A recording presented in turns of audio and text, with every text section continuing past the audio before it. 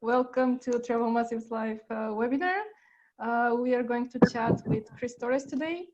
My name is Maria. I'm joining from Sofia, Bulgaria. And I'm really excited that we're going to talk about tourism marketing, everything digital, and Chris is going to answer your questions. So just a few quick notes before we start. The webinar is Ask Me Anything format. So please, whoever is joining us live right now, feel free to post your questions on the comment box so Chris can answer them during the webinar. At the end of this live event, Chris is going to choose the best question and there will be a prize, and we're going to talk about it a little bit more later. And there were a few questions after the webinar. We are going to send everyone the recording and all the links and all the materials that Chris refers to during this chat. So don't worry and wait for your email. So back to our special guest. Chris is joining us from Glasgow. He is a Travel Massive Glasgow leader. He has over 26 years of industry knowledge. Chris also produces the digital show, the digital tourism show with advice for tourism businesses.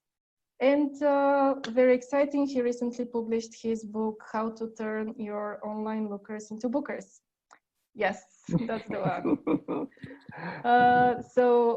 Chris, if you want to take over, feel free to introduce yourself and yes, tell us in more details something about you. Yeah, so no, I appreciate that. Thank you. Thanks for everyone who's joined listening to me. Hopefully you understand my Scottish accent okay. As Maria said, I've been running my own agency, the Tourism Marketing Agency, under different guises for about 13 years, although I've been in the industry within brand development and marketing for 26. I've been lucky enough to work with some of the leading tour operators like Grey Line, Max Adventure here in Scotland, Julia Travels in Spain, and a few others.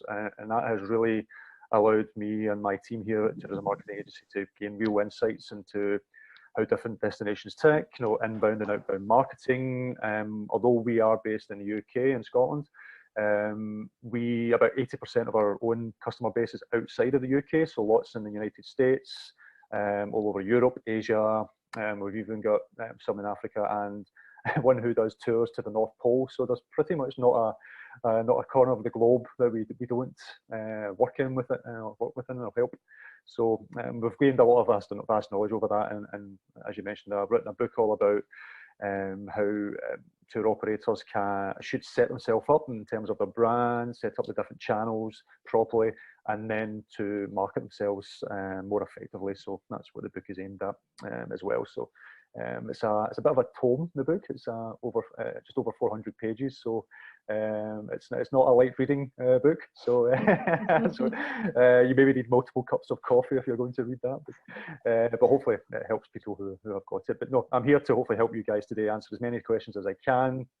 And anything I can't answer, I know we're going to offer my email address at the end where anyone can send me in questions, and if it's something I feel more my team would be best answering, I'll get them to answer as well. So here to help as much as I can. Yes, great. And we're very excited that one of the people who ask a question will receive the book as a prize at the end of this webinar, right? Yes, yes, I'll receive a free copy of my book, as well as access to some of the video worksheets, the worksheets and the video workshops that are accompanied with the book. They'll get access to that as well. Great. Before we start and jump over to the questions, do you want to tell us a little bit more about the tours and activities business? And mostly what I want to focus on is some of the misconceptions or wrong assumptions that these businesses have in the modern world, and we can... Yeah, it's a good question. I tend to find that, again, this comes purely from experience, that when most operators who approach an agency like mine or whatever, they tend to do it out of necessity for that given time. It might be that they feel they're not getting enough bookings within their season, or they're not getting enough brand recognition, or various things. They're not, basically, at the end of the day, they're not generating enough revenue. And they tend to react to doing things like Google ads or Facebook ads or other social media channels or anything, or content, more of a reactive aspect, and trying to fix a problem, rather than when it comes to be more effective in marketing and to be more effective and knowing that you're hitting your right target markets. You know your marketing is going to be a little bit more effective, and you've got time to test and measure as well, and that's a huge part of it. You need to set time to test and measure to make sure that the strategies that you're putting out there will work. You should be doing and planning this at least 6 months ahead of time. So if you're in the middle to the end of your high season, you're already too late. You should be planning for your next season, high season, and you should be doing that now to plan for the next time, so you can hit the ground running rather than just trying to react to things happening there and then. So that tends to be the biggest issue that I see. I wouldn't say fault, because everyone does it for various reasons. I would say that's the biggest issue, is not planning well ahead of time, personally. Mm-hmm. I recently came across something that you posted, because I told you that I follow your work quite a lot, and it made a very good impression on me. You said something like tourism businesses or tourism activities companies shouldn't run that kind of company. They should run a media company. So do you want to elaborate a little bit on that? Thanks for that. I appreciate that. Yeah, I think to survive in today's market, and it really does depend on how you see your business, but if you really want to be your own brand, if you really want to build your own company, you have to switch your mindset and not just be a tour operator, not just be a activities provider, whatever it is you do in your business. You have to become a media company. No, you really need to. When you think about the amount of brand and marketing clutter that is out there, you really need to be offering so much more in terms of content, whether it's video, written content, getting your personality across, getting your brand across through multiple channels, whether it's YouTube, Facebook, Instagram, etc., paid advertising. You really need to be hitting as many touch points where your customers are going to be as possible if you really want to grow your own brand. On the flip side, if you are one of these operators who, and this isn't by any stretch, there's no right and wrong here, but if you are an operator who wants to just use OTAs, for example, to help build up your revenue, and you're happy just to take the money in, take people out on tour, not really build your own brand so much, then yes, by all means do that. Going out all in, as I would say, or becoming a media company, is maybe not quite for you if you want to rely on OTAs. But on the flip side of that, and this is just my personal take on it, if you are going to rely heavily on an OTA, or some other distribution channel, or someone else selling your tours rather than yourself, then don't expect to have your own business, don't expect to have your own brand. I basically see operators in that ilk as you're, and forgive me, but you're nothing more than an Uber driver. No, you have Uber as the main brand, and you are literally an employee of Uber, for want of a better word, because you are under their brand. You don't have your own brand. But if you want to be seen as your own brand, your own business, and build up your own company, then that's when you have to become your own media company and generate marketing and content and things like that yourself. So you don't have to rely so heavily on an OTA and pay those commissions. So no, OTAs are great to build your business initially, but once you start marketing yourself and you're starting to see the revenue switch from one to the other, that's when you make the switch from being more predominant on yourself rather than an OTA. So it's, or even limiting your products on an OTA just to help generate some extra revenue while you're building up your own brand. So it just depends on where you are in your business. Yes, so basically businesses now have to focus on also a new set of skills, basically how to run a media company, if we like to call it like that. Yeah, and I know some people may be just thinking I'm saying this because I run a marketing agency, but it's not. It has been proven that to stand out, you have to. They say it takes around 7 touch points to really be noticed by a customer. So that's why, looking at Facebook ads or Google ads or writing content and video and all these different things, you have to be doing this. If you're not doing it, someone else is, and that other company is stealing your customers basically, or stealing the opportunities for you to gain customers. So you have to be on this. Unfortunately, it's not getting any easier. No, there's more and more platforms out there. There's so much things that are happening, and the industry changes so fast. Algorithms changing on TripAdvisor or Google or these sort of things. You have to be on top of it, and that's what's good about an agency like mine. We don't expect every operator. Some operators do. Don't get me wrong. Companies like people like Peter Syme, for example, who's a good friend of mine. He knows this sort of stuff inside out, and he does it himself. He has other things to help him out as well, but he does a lot of it himself. Whereas other operators, they just don't have the time. They don't have the knowledge or whatever, and that's where companies like myself can come in and help out. So. Yes. Also, when businesses are trying or are getting to choose a company to take care of their marketing, digital branding, and so on, what are your top tips for choosing such company, marketing agency? Oh, marketing, that's a great question. I actually posted up, I just noticed somebody's mentioned there, you're talking about media agencies. Yes, if you're approaching a media agency, yes, I'm talking about a marketing agency or a digital marketing agency. Let's talk about your own business. It's about you becoming a media agency and creating your own content. But in terms of approaching an agency, one of the things is, again, I actually just posted up a video about this recently, a couple of weeks back. But again, it's what people operators seem to think when they approach an agency, that an agency is there to help them generate sales. They're not. If a marketing agency guarantees sales, they are lying to you, basically. There's no two words about it. And it's a misconception that when someone approaches a marketing agency, they're there to help generate revenue for that business. There's so many caveats that can't be, that's just not, that just can't happen. No, an agency like mine is not in charge of your own sales team or how you sell to an individual. They're not in charge of your products. They're not in charge, some instances, they're not in charge of your website, etc., etc. There's too many facets to ascertain. What a marketing agency is there for is to help open up your brand to generate brand awareness, but to also generate leads and opportunities. An agency should be there to guarantee opportunities for you to make a sale. So that's where a lot of people get confused with, that we're not here to help you generate sales. We're here to help you generate sales. We're not here to guarantee you sales. We're here to give you as much opportunities as possible. So it's a bit like when some people still do this, and this isn't a wrong thing to do, but when you used to print 1,000 flyers and put it out to different places all over your destination, and the hope that someone who's interested in your specific product at that given time is going to pick up your flyer. No, it's no different from that in terms of getting an opportunity.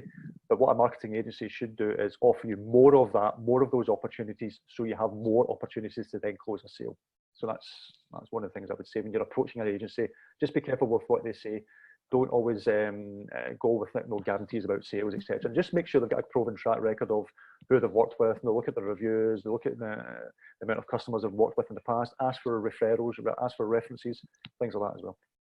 Yes, we are starting to getting some questions, but if you want, we can start with the ones from that we received beforehand. And I just want to remind everyone that you can use the comment box. You can put your questions there, and we are going to take a look at them as well during the webinar. So let me just share the screen so everyone can see the questions. And yeah.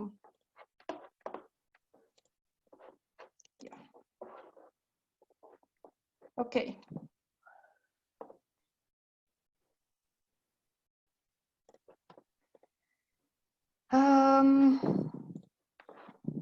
We can start with the first question, and this is from Michael from Manchester.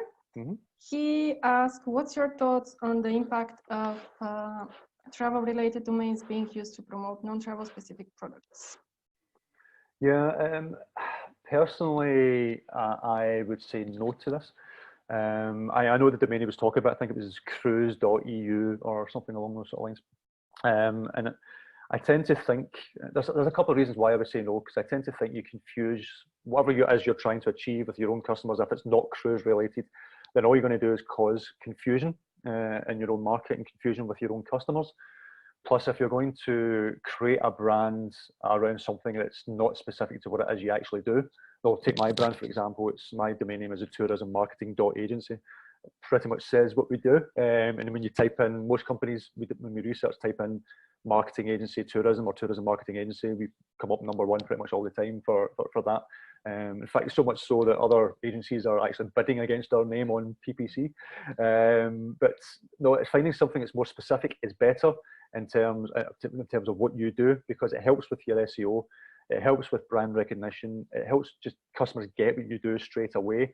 So you're getting rid of that confusion. But also, if you are using a domain name that is not specific to what you actually do, you have to market yourself even harder to make people understand what it is you do know with content and ads, etc. You might actually Google might actually penalise you in terms of if you're doing PPC ads, for example, if they see you are, and I don't know what it is exactly, but it is you're looking to do with the domain name. But if you are saying cruise.eu, but you're selling guitars, for example, Google might actually say, well, that doesn't your Google, for example, your Google ads goes by a quality score. So if Google thinks, well, that does not relate to that, then your cost per click will become higher. So you're just going to spend more money on marketing because you have to get that message across about what it is you actually do. So I would say make the domain name more specific to what it is you do, and it just makes it a lot easier in the long run. Hope that answers that.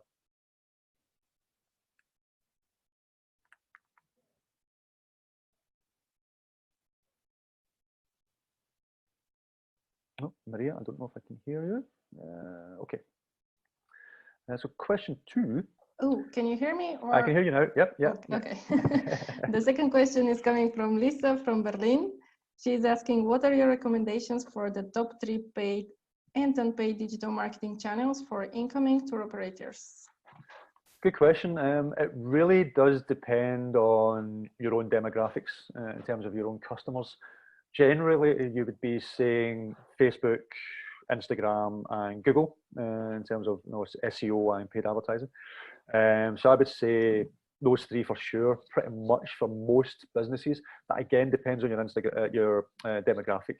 Though some, if you were, for example, targeting a more older demographic, excuse me, you'd be. Oh, sorry, my voice is going up. Okay. Excuse me. If you were targeting more of an older demographic, you would be more inclined to go with Facebook, for example, rather than Instagram. Instagram tends to be more millennials, etc., etc. So it really does depend on your demographic.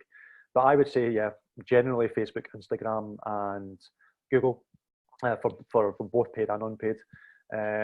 Some industries and some destinations or companies have a really good success with Pinterest, for example. So it just really depends on who it is you're trying to target, but those would generally be the top 3, I would say. And do you think there are any regional differences, like between Europe and USA, let's say, or Asia? Oh yeah. For example, some like China, for example, doesn't have Facebook. They have WeChat, and WeChat's basically the go-to platform over there. If you can get onto that, you need some help to go into that platform from there's various agencies out there that can help you with that. Yeah, if you're talking Europe and the West, definitely those Facebook, Google, Instagram. But it's a different minefield if you're targeting China or other parts of Asia where you have to. There's a lot of these platforms are banned, so you have to be careful. But WeChat is the one to do if you're targeting China, for example, or Chinese customers. Yeah. Okay. Great. I think a lot of the questions overlaps a little bit, not that much, but I hope we can answer most of them. What's the most lead time in terms of marketing, seasonal tours, and activities? This is Matthew from New York City. Well, again, I mentioned at the sort of top is lead-in time. I would say plan things, if this is what you mean, is plan things, I would say at least 6 months ahead. You don't want to be at the very, very least 3 months, but I would say 6 months is more comfortable. You don't want to be leaving yourself short and chasing your tail, as we say, and reacting to things as and when. Or what I would have is a base strategy of what you're going to do 6 months prior for that season. Yes, you can do things and react to things in the moment. If you're taking someone out on tour and you want to do stuff on Facebook or Instagram and take videos and shots and post there and then, that is completely fine. But as an actual base strategy and things that you've already planned that you want to do, advertising and social media content and that type of thing, things to help lead people into your business and your brand, to take them down a funnel, as it were, to then hopefully buy one of your products, I would say give yourself 6 months. If you do that, you will save yourself a lot of heartache and time and chasing your own tail, as it were. So I would say 6 months is a good time. Okay, good.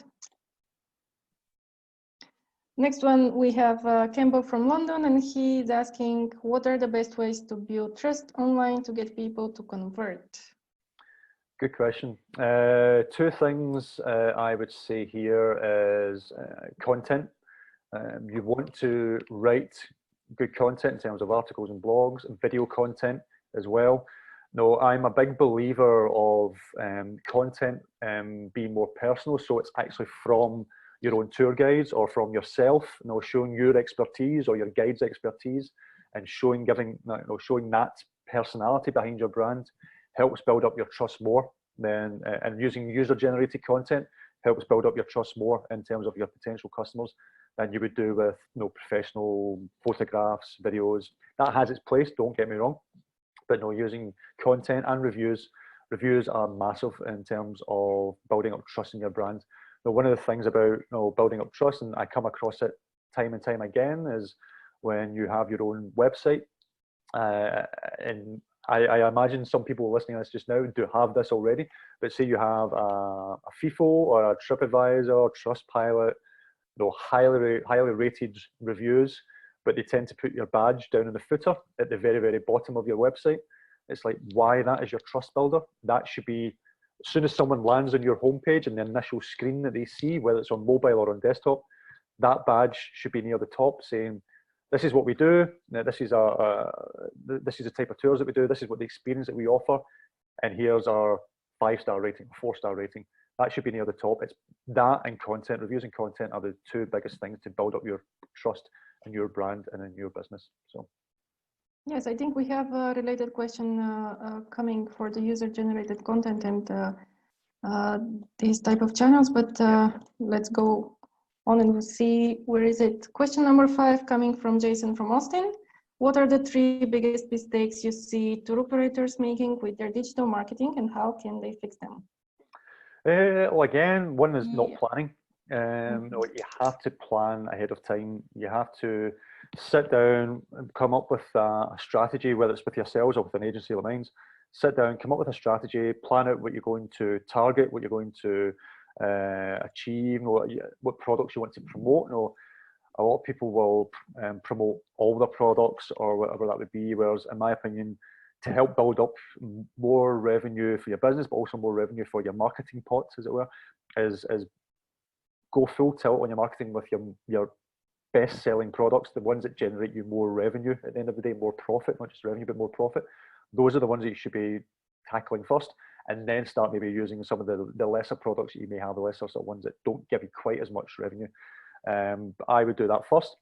The second issue is normally running ads on Google or Facebook and losing money because you haven't really targeted it too well, or you're basically just boosting a post, for example, expecting to get sales or whatever. Especially on Facebook, the difference between Google and Facebook is when someone's searching on Google and your ad comes up, it's because they're searching for a specific product or a specific tour at that time that they're looking to buy there and then. Normally, not all the time, but normally. Whereas on Facebook, no one's looking to buy. You have to lead them in slowly, generate your awareness in your brand, building up trust in your brand, and then that people tend to run ads on Facebook, for example, purely just for selling, and that's not the way Facebook works. So that would be the sort of second one. And the third one is basically being websites. It's amazing how many operators will spend lots of money on Facebook ads, Google ads. If you have buses or vans or whatever you take people out on tour with, you'll spend lots of money on that. But then you'll spend little to no money on your own website. Your website is your shop front. That is your selling tool. And I came up with the analogy before of saying that your website is the best employee you will ever have. So that your website is selling for you 24/7. It never goes off in the sick. It never asks for a pay rise. It never goes off and unannounced. Your website should be invested in. It should be cared for. Should be managed, and not the amount of companies I've came across who have. And I know sometimes this comes down to budget, but have a Wix website, for example, or some other website that maybe costs a few dollars or a few pounds a month or whatever. if that's really what you're investing in your website, don't expect to get lots and lots of sales and lots of uptake, because people can see through that. Your own customers can see through that. If you don't put time and effort and money into making your brand look exceptional and making your experiences look exceptional, and it looks subpar because of the website you have built, then people will think you have a subpar company. So your website is one of the ones that are vastly underutilized and vastly funded, in my opinion. If you're at a stage where you're starting out in business and you can't afford a website, maybe you're not ready to start out in business. I know that might sound harsh, but that's the reality of it. If you're selling purely through OTAs, great, no, go ahead, that's fine. But if you want to build up your own brand, make sure you invest in your website and make sure it's something. There's great templates out there, great people like Tourism Tiger who can help you with websites as well. But there's so many options out there to help you create a really good website for a reasonable amount of money. So just make sure you invest in it, and make sure you invest in the proper booking platform as well. That's another big thing I would say. Okay, so we can come down to planning, targeting, or choosing the right channel for your goals, and then underlooking the website and the branding efforts. Okay, we have a really interesting question in the chat, so I would like to read that. It's coming from Dylan Impulse Travel. So he's saying, here in Colombia, the national politics and peace process seems to always be at the forefront of many international conversations and affects travel. As a tour operator, how can we best engage in the conversation of peace process news and while staying positive for our customers? Okay, so I imagine this is because a particular, and forgive me if I've got this wrong, but a particular destination is maybe seen as unsavory or has had troubles in the past or whatever it is, and you're looking to maybe attract customers to that destination. Again, if that is the case, again, it all comes down to content. It all comes down to showing the personality of the people. I am a huge believer that breaks down barriers. Though one destination that has this issue as well is Iran, for example. There's some amazing companies out there showing really good examples of Iran as a beautiful city, and it is a beautiful destination. It's people are friendly, you know, but because of the political side of things and everything else, some people have it in their minds that, oh, I'm not going to go there because of, for whatever reason. It all comes down to content, how you show your expertise, how you show the experience that someone's going to get, how you show that people are friendly. You know, having some of your own content from people in your destination, from your own tour guides, from yourself, from locals, etc. Get all that across on video, and just really show how vibrant and approachable your destination is. It may not happen overnight, but that's the only way really you will break down any barriers with people who you're maybe wanting to target to come to your destination. And eventually, with barring any other political or other things that are happening in your destination, that should break down some barriers and hopefully in time build up tourists to your destination.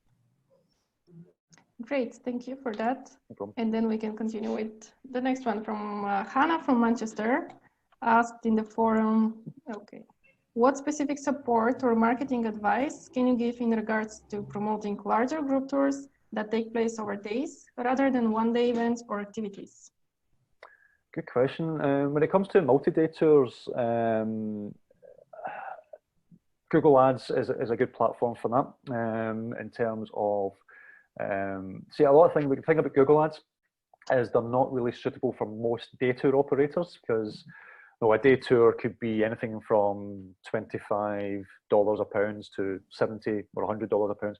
So by the time you do Google Ads, for some businesses, not all, but for some businesses, the cost is just too much to try and attract customers, and your profit margins are lower, etc. But when it comes to multi-day tours, Google Ads could be a really valuable asset, although expect a long lead-in time with that. People take longer to buy a multi-day tour, so it could be anything from 3 months to 12 months. Somebody might come back 12 months. I've seen that happening before, even longer than 12 months later, to then book a multi-day tour. But between that, then it's content, it's Facebook, it's really putting up videos and showing your own guides. Again, all comes down to how your brand awareness gets across through content. That is what sells, whether it's a day tour or a multi-day tour. But it's highlighting the benefits, it's highlighting key points in that journey and key points in that experience to to your potential customers of what they can achieve. Now, to give you an example of my own experience, I was looking to book a 2-week tour with me and my wife in Japan, and this is before we started our family. This was about 12 years ago or so, and we were looking for a company to take us to show us around Japan, as well as having a bit of time to spend on our own. So that company, it was a multi-day, obviously, tour, and that company persuaded us to go from 2 weeks to a month. So we actually extended our stay to 4 weeks off the back of what they were showing, and that was through video content, that was through the content they had on their website. And this was 12 years ago, so they were well ahead of the time in terms of their YouTube channel and their content that we're putting out there on video. And it was actually videos from one particular tour guide that sold that to us. His name was Tyler Palmer, and he, because of what we saw in that video, we thought, yes, let's do that. He even persuaded us to climb Mount Fuji, something we never thought we'd ever be able to do. And we did. We got to the top of Mount Fuji, saw the sunrise, and experienced it will be with me, my wife forever. But off the back of that, we have recommended that company to countless others. We still speak about it today. I actually mentioned it in my book, and I use that as a base of saying, well, showing the experience, showing what that tour guide can provide for your potential customers, and just showing the personality of your business and your own people and within your business is what can sell multi-day tours. And I'm a big believer of that. And it's all down to personality. It's all down to brand awareness, and then building up that trust and making people realize that you are, don't compete on price. Be happy in the price that you want to, whether you're more expensive than someone else or not. If you're happy and you can show the experience and the level of experience is you feel is better than your competitor, go with it. Content, in my opinion, as long as it's good content, will win hands down on the day. I think we have another related question to the topic that you're talking about. Yana Panekok, I hope I'm pronouncing this correctly, asked in the chat, how do you nurture the connection between a company and a potential customer if the conversion time takes up to 12 months? Good question. So to me, it's like taking them down a journey or a funnel, as it were, a sort of sales funnel or a marketing funnel. So you would get the initial inquiry in. So whether you're doing that through social or content or an ad, at some point you want them to sign up to a newsletter. Newsletters are vastly underutilized, and they're often seen as an afterthought. But building up your marketing lists with emails is one of the most important things you can do. So I would, build up a marketing list, and to get someone to sign up to a marketing list, you've got to give them something back in return. So that would maybe be a high value blog that you send them to, or a PDF, information guide, or whatever that would be. Get them to sign up to download that or get access to that. That will build up your email list. And then you would set up automated emails that you would maybe send them once a month or whatever that would be, of a specific part of that experience, saying, and make the email from look as if it comes from a specific user, or one of the tour guides, yourself, whatever that would be. Make it more personal, and have that coming across in terms of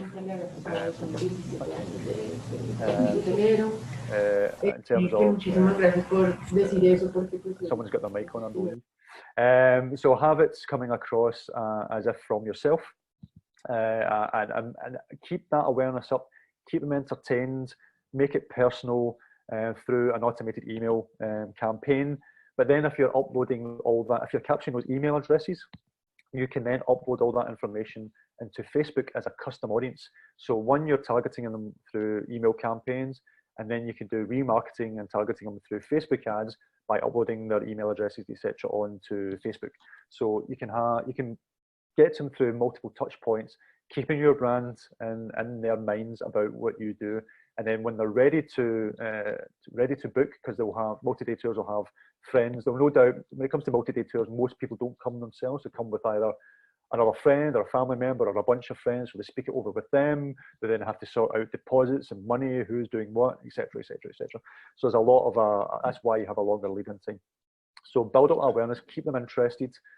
Don't make them forget about you, and then when they're ready to book, hopefully they'll come back to you. So email campaigns, targeted ads, etc., is the best way to keep them interested. It does sound like keeping a relationship with a friend, basically. Yeah, it's exactly the same. If you've got a friend on Facebook and you hardly keep in touch, then don't expect them to have conversations with you. Or not. It's like being in the school when you lose touch with friends. It's no different. If you lose touch with your potential customers in your business, they will forget about you, or they won't be at you won't be at the forefront of their minds. It's keeping them entertained, keeping them in touch, making sure that they remember who you are, and then when they're ready, they'll hopefully come back to you. Okay, let's go to the other question. We have here Christy from Germany is sharing, I'm currently working with tourism boards to create content and campaigns for their foreign markets. What do you think the biggest trends in this area are going to be in the next couple of years? And she is referring to how video is being utilized. Yeah, for sure. I would say video for me is one of the best marketing tools you can use. So if you're looking to market a destination or a specific city, a destination, etc., video is hands down the best way you can do that.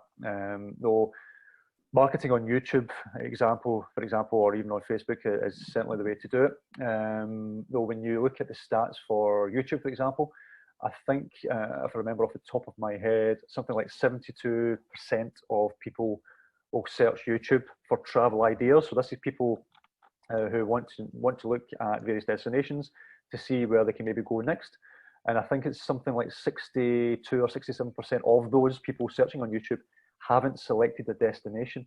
So using video to market your destination is vitally important to persuade people to come to that destination. So I would say for tourism boards, even if you're a day tour operator or a multi-day tour operator, though running videos or creating videos not specifically about your product, but about your destination, why someone should come to your destination, and then maybe slot in that they can take one of your products to then see this particular site or this, or do this particular walk, or whatever that would be.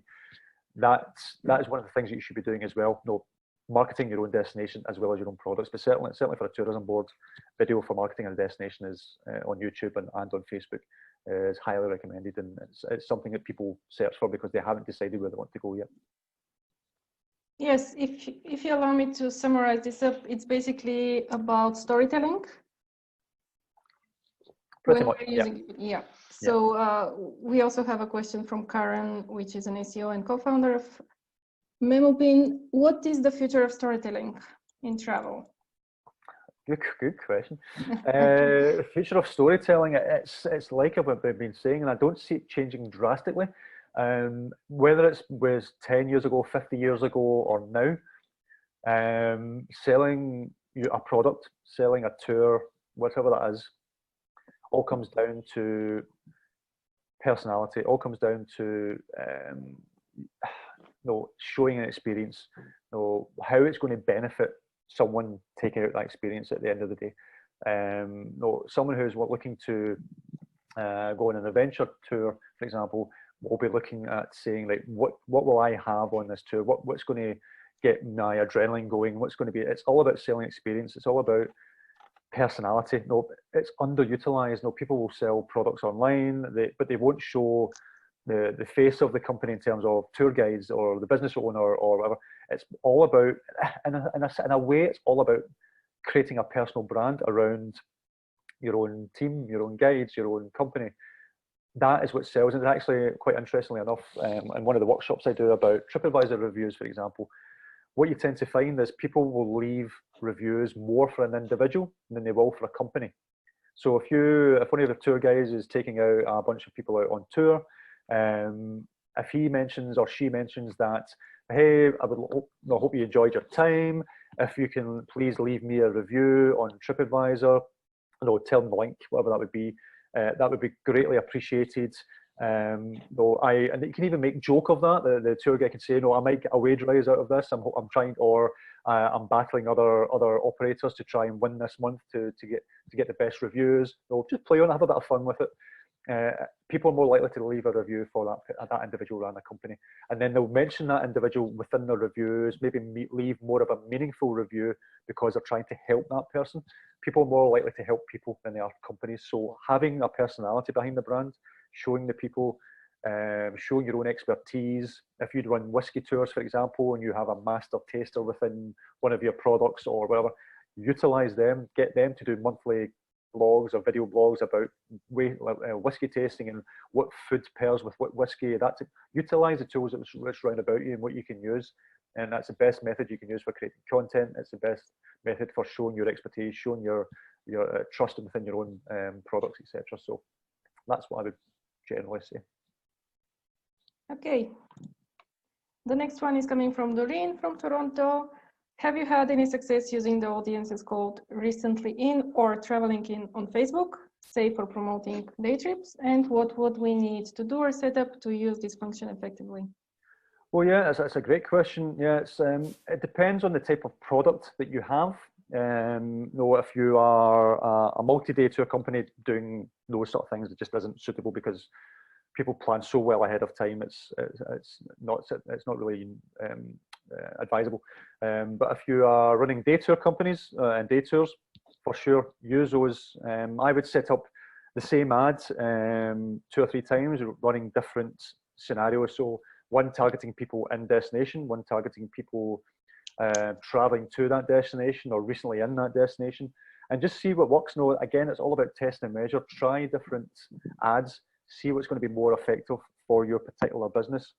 But what you can also do, and it's one of the things that's often looked, doesn't work for all businesses, but you can also run ads on trip consideration. So you can target people who are looking at traveling but haven't decided yet. And actually the last question, this is where maybe this would be suitable for as well. In terms of Facebook, algorithm is smart enough to see people on Facebook, etc.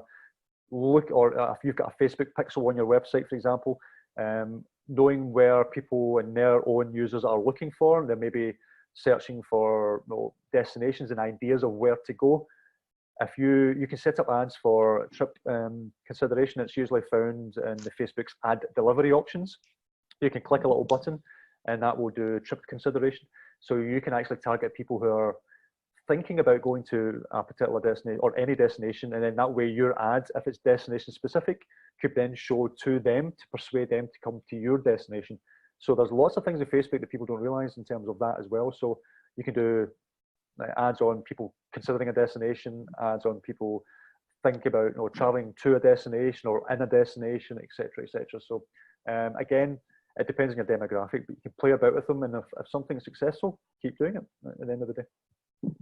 Good. We do have quite a lot more questions, but only 10 minutes, kind of 10 minutes left until the end. So let's try to keep short answers for the next ones. And then if anyone have a question, again, post in the comment box.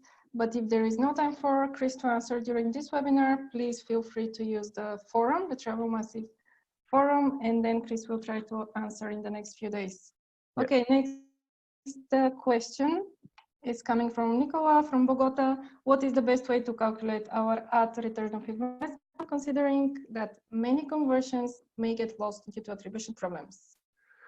Yeah, it's a great question, and unfortunately, if analytics, you can obviously check your conversions and your attribution model through analytics, and that'll give you some sense of what's happening. But in terms of tracking a conversion from an impression or no click, for example, and if the user's basically not been served a cookie, this is what cookies are for on our website. So forgive me if you do know this already, but for example, if you have at the bottom of your website, do you accept cookies? If no one clicks that, then you won't be able to track that person. It's one of the downsides of that side of things. So if they've been served a cookie, you should be able to track them pretty much anywhere they go, as long as you have things like Facebook pixels on your website, etc., etc., etc. But if they're not served a cookie, then there is no way of really tracking them. Google will allow you to do things like, especially if you're doing paid advertising, if someone lands on your website, it can change the phone number on your website. So if someone was to phone up that number to inquire personally, then people will know, or Google will know that they've came from that ad, so you can track them that way as well. But yeah, if they're coming back 9 months down the line, they've cleared their cookies in their browser, etc., etc., then it is harder to track someone. Depending on the booking platform you use or how your analytics is set up, etc., etc. There is maybe some ways you can get a little bit of information of where they've came from the past, or some CRM systems allow you to do that as well. But it is hard. If they're not being served a cookie, then it's hard to track them all the way, to be honest. Sorry, that wasn't short. But That's okay. Matthew, again, from New York City. He asked, who are the most important constituencies within the travel industry with whom you should have strong in-person relationships to help promote your tour and activities business? Good question. To be honest, your own customers are the best ones to build up relationships with. Again, it's showing your own personal brand and your own staff, etc., and being part of that content. Building up, it depends on what you're asking. If you're building up communities to help other people sell your tours or travel agents and things like that, yes, networking is by far the best thing you can do. It's one of the reasons why we go to Arrival. The event's all based on tour operators. You network there to build up those opportunities, definitely. But if you're looking to build up more relationships in terms of your own customer base, the only way you can do that is to talk to your customers, is to show yourself at the forefront, as I mentioned before. So it depends on who it is and what you're trying to target. Great. Another question from Campbell from London. Impact of online booking on conversion rates for tailor-made packages? Again, when it comes to tailor-made packages, it is obviously harder to offer online booking. Most companies and multi-day companies that we deal with tend to offer inquiry only. But if I remember when I was reading your question earlier, that you can. That's not to say that you can package up a multi-day tour. So if someone just wants to, you can package up a tour with a specific itinerary. That's not to say you can't offer a booking button for someone to book there and then. But I would offer two options. I would offer a booking button and I would offer the inquiry only. Some people will maybe book there and then. It has happened and you see that happening. But some people maybe want more information or maybe want to tweak something and offer them the ability to inquire as well. So as long as you have both on your main product page, at least you're serving both customers as well as a phone number on there as well. Great. You're getting better at the timing. But don't worry, of course. Question from Hannah from Manchester again. What is the biggest mistake you see group travel operators making? What would you do to change them? I think we kind of covered that already a little bit, but if you want to summarize. Again, biggest mistake is running ads, for example. It's one of the things we see and expect instant sales. It's not going to happen. We've had companies come to us expecting to get instant sales after 2 or 3 months of running ads, for example, whereas, as I just mentioned before, especially when it comes to group travel or multi-day tours, it can take a lot longer because there's a lot more facets that your own customers have to go through first. So. Yes, we do have time for 2 or 3 more questions. That's fine. Chris, if you want, all right, if it comes to it. yeah. If you want, we can jump over to the chat and see what people are asking us live. We have a very interesting question from Nicola Impulse. Hi, Chris. Our tours create a positive impact on the destination. Do you think this should be a central part of what we communicate to our leads, or is it better to focus on the traveler's experience first? Both. I can only imagine maybe it's something around sustainable travel or whatever that would be. I don't know the specifics of what you're doing, but if your products or if your business is creating a really positive impact in your business, that can help for some of your customers. That may be an aspect of why they would book through you. So yes, utilize that in your stories, utilize that in your content and your marketing, and amongst the experience as well. So I would highlight both. Okay. What can we see here in the chat? Patricia is asking, how can we reach last-minute customers who book daily tours via mobile just a few days before the activity date? Is social media the effective channel for that? So is this for day tours? Sorry, I don't see the question. So for day tours, last minute, I would be running, social. I'd be running Facebook ads on that. For something like that, just to sort of let people know, that type of ad can work well if it's all about last minute. If it's like few seats left or whatever that would be, yeah, run Facebook ads along that, do social media posts to your communities, email campaigns, whatever that be, let people know that it's going to be finishing soon, it's a limited offer type thing. Things like that can work well. Again, it all depends on who you're targeting, but no, we have seen some success with that ourselves. Mm-hmm. Tracy Whittington is asking, any advice on how to reach the luxury travel market? Good question. Again, luxury travel market takes longer for people to buy into. Obviously, higher price tag makes people takes it longer. It depends on your demographic. No, I have seen some companies in the luxury market.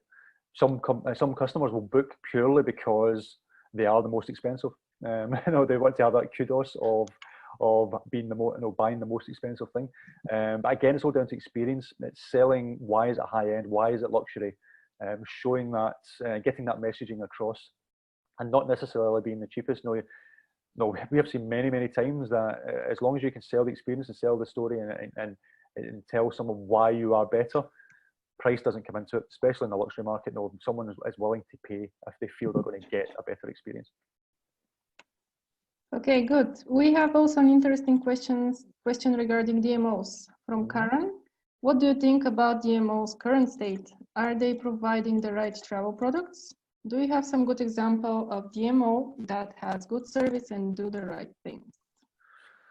Good question. DMOs are, yeah, it really just depends on that sort of destination management for those who don't know that is. Some of them will be supplying the right travel products. Some of them will have good success, and I suppose if you're looking at the DMOs, it all depends on are they right for your particular business. For example, if you are a food tour company and you're going to a DMO who doesn't have that many food tours on there, it's maybe not the right platform for you because they're maybe not distributing to where your customers or potential customers could be. It all depends on selecting the right platform that's going to be right for your business in terms of what that's going to be. So there's so many out there to name. It would be hard to do that now within a short space of time, but it's just going for the ones that you feel and investigating which one's going to be right for your business that sells similar products to what you do. Okay. Maybe one last question, if it's okay with you. As the world goes towards sustainable tourism and fighting over tourism, how would you recommend attracting attention to and selling non-mainstream tours? Yeah, it's a big thing that happens in most destinations. For example, in Edinburgh here in the UK, when the Fringe is on, the Fringe Festival, as you can imagine, the destination is so saturated with people, it's quite bad in certain aspects. People, I'm a big believer that tourists are looking for something different. They don't always want to go down to the same city as the mainstream tourist spots and things like that. The only way to really do that and to get people to other areas is to market those areas, write content about the areas, why someone would want to travel to somewhere that's maybe lesser known. Again, it all comes down to experience. It all comes down to what they will get from that experience, why it's beautiful, why it's different, why it's quirky, whatever that is. It is a big issue, sustainable tour, in terms of oversaturation of tourists in a specific destination. I am a big favour of create products around lesser known destinations, lesser known parts of your city, because more and more people, especially younger generation, are looking for something different. They don't want the same touristy type spots as they would say. So I would say, yeah, try to create products around something that's not quite as well known. Okay, I think we had a very good knowledge sharing session. And as a final, if you would like to share what are the top 3 things you're most excited for in tourism and activities sector in the next 12 months? I think that's something that everyone is curious about. Oh, what I'm most excited about? Oh, right. I think one would have to be basically just what's happening in industry in terms of acquisitions. You've got things like TripAdvisor buying Booking and Booking.com, buying platforms, etc., etc. So I think seeing more of an amalgamation of what's happening in the industry and who's buying who, I think it's going to be exciting, and open up a few more doors and opportunities, as well as some heartache, unfortunately, for people. So it's just being careful of who you're signing up with, etc. I think that's going to be interesting. In terms of way marketing going, it's just basically. It's basically where video is going to take us, where content is going to take us. I think some of the platforms, I strongly believe that in the next 3 to 5 years, if not sooner, Facebook, for example, is going to make big waves in the tourism sector. I did write an article a while back that within 5 years, I felt something like TripAdvisor will get bought over by someone like Facebook, for example. I think Facebook are in a strong position with, if you think the amount of users that are on there, the amount of information they hold with everyone, when people are tagging, they're going to different destinations, etc., etc., etc. I think they're primed to then offer their own booking platform and being bookable through Facebook or etc. So I think that's maybe one to watch in the future. And Google, never bet against Google. With Google Reserve, and for people who don't know what Google Reserve is you can now have your tours bookable through a Google search, and depending on the booking platforms that you use. So someone can basically book your products without even visiting your own website or visiting an OTA or whatever that would be. I would say Google is another thing. It's exciting and one to watch in terms of what they can offer as well. So those would be the 3 things I would say. Great. Thank you very much, Chris. Not at all. Not at all. Thanks everyone who posted questions here or in the forum thread. If you still have some questions that weren't answered, please go to the Travel Massive forum and post them there, and Chris will answer in the next few days. Once again, you will receive email with the video recording and all the materials that we referred to. And besides on Travel Massive, Chris, how can people get in touch with you?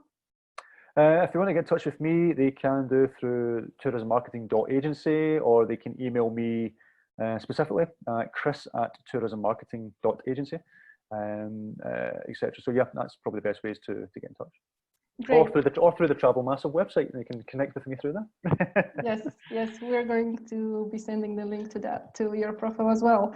And do you want to choose now who is the winner with the best question, or we should wait a little bit more for that? I'm trying to remember all the questions now. Exactly. Okay. What we'll do is, I should really pick one now. Give me 2 seconds and I shall pick. Okay. I'll actually have some of the questions here. So I think what I'll do is give it to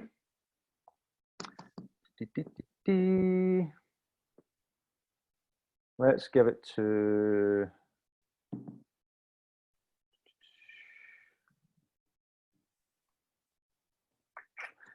to Jason Garcia. Great. From Austin, Texas, I think. I think it was, yeah. What are the 3 biggest mistakes you see tour operators making? That's the one that sort of came to my mind in terms of planning and running ads and websites, etc. There was lots of other good correct questions, but that's one that stood out to me. So, well, Jason, I'll send you a copy of the book if you send me your address.